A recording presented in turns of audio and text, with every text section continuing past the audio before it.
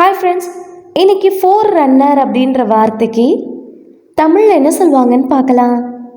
Four runner, four runner இந்த வார்த்தைக்கு தமிழில் என்ன சொல்லுவாங்கன்னா முன்னோடி, முன்னணி, முன்னர் சென்றவர். ஒரு குறிப்பிட்ட துறையில் இல்லைன்னா நிகழ்வில் முன்னணி செல்லும் நபரை ஆங்கிலத்தில் ஃபோர் ரன்னர் அப்படின்னு சொல்லுவாங்க. இன்னும் நல்லா புரிஞ்சுக்கிறதுக்காக நம்ம 2 எக்ஸாம்பிள்ஸ் பார்க்கலாம். First example, the forerunner of modern computers was the abacus. நவீன கணினிகளின் முன்னோடி அபாகஸ் ஆகும். Second example, he was a forerunner in the field of genetics. அவர் மரபியல் துறையில் ஒரு முன்னோடியாக இருந்தார்.